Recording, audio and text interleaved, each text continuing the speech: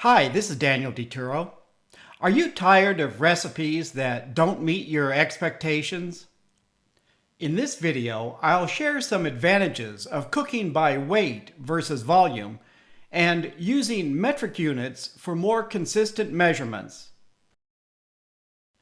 The United States is one of 3 countries that doesn't use metric units. Most recipes for home cooks list ingredients by volume, like 1 cup of corn and 1/2 cup of mushrooms. It's been over 10 years since I started publishing recipes, beginning with Southern Italian recipes. My parents' recipes were in grams and milliliters, and Americans used cups and ounces. To provide both units so anyone could make the recipes, I bought a kitchen scale and use one to this day. In most cases, I also use grams instead of ounces. American recipes require measuring spoons, dry measuring cups, and wet measuring cups. There are exceptions like homemade jams and preserves that may specify the amount of fruit in pounds instead of cups, and the amount of sugar in cups per pound of fruit.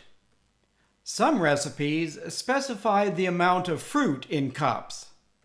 Most fruit, like these blueberries, are not uniform in size. Using cups is not an accurate measurement.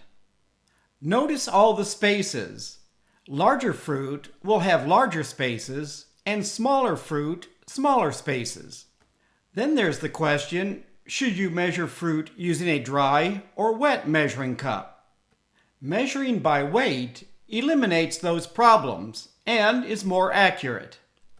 Ingredients can be specified by fractional units and by size, like 1 large banana. Good luck finding a consistent definition for a small, medium, and large banana or other fruit. Have you tried measuring fruits and vegetables using cups? Most U.S. recipes call for a cup of broccoli, potatoes, or diced tomatoes.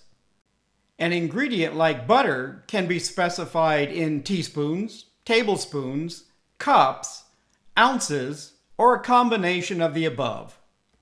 For example, 10 tablespoons of butter equals 1 1/4 sticks. Misaligned wrappers decreases measurement accuracy. What do you do when your butter doesn't come in conveniently marked wrappers? Using weight instead of volume, 10 tablespoons equals 140 grams or 5 ounces. Then there are those pesky fractions for dry ingredients, like 1 3/4 cups of flour. Liquid measuring cups are marked for 3/4 cup.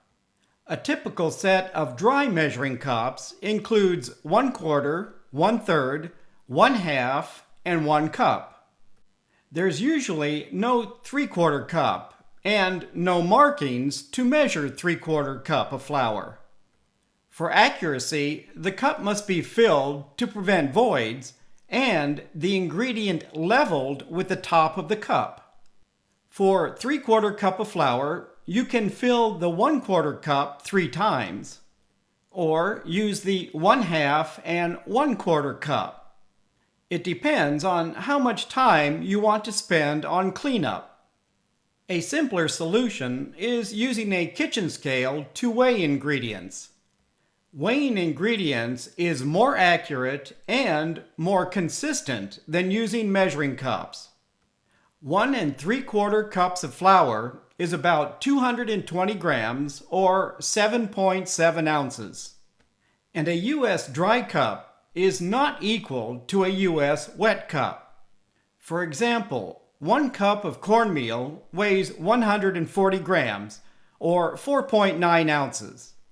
140 grams of cornmeal is between 2/3 and 3/4 cups using a wet cup. For accurate measurements, never use a wet measuring cup for dry ingredients and vice versa. Measuring liquid ingredients using 1 cup has similar challenges. Liquid measuring cups are divided into 1/4 and 1/3 cup units. Ounces are also included to make cooking more challenging. This muffin recipe calls for 1/2 cup of milk and 1/3 cup of oil. I'd like to use 1 measuring cup to combine both ingredients. To do that, I would need a combined 5/6 cup of milk and oil, or 6.7 ounces. But there are no markings for 6 or for 7 ounces. Using metric units, the milk and oil add up to 200 milliliters. This cup is marked for 200 milliliters, but there's no markings for 80 and 120 milliliters. A metric recipe would call for 125 milliliters of milk and 75 milliliters of oil. Using milliliters, you can more accurately measure both milk and oil using just 1 measuring cup. It will be more accurate than trying to measure 5/6 or 0.83 cup. Most U.S. measuring spoons are also marked with both U.S. and metric units. Measuring spoons are used for both dry and wet ingredients. A typical set includes 1 tablespoon, 1 teaspoon, 1/2, 1/4, and 1/8 teaspoons. This set also includes 1/2 tablespoon. For cooking and baking by volume, you need measuring spoons, dry measuring cups, and wet measuring cups. Cooking and baking by weight replaces dry measuring cups with a kitchen scale. If you decide to try cooking by weight, should you use ounces or grams? Since most recipes specify ounces, pounds, or cups, the obvious answer would be ounces. In many cases, using ounces is all you need. If you find your cakes, muffins, and biscuits are not as moist and tender as you'd like, consider using grams instead of ounces. Baking with U.S. units can be challenging if you don't read the recipe carefully. One example is flour. 1 cup of flour sifted is not the same as 1 cup of sifted flour. Sifting adds air and reduces the weight of flour by about 10%. Instead of 1 cup of flour weighing about 120 grams, the sifted weight can be 100 grams.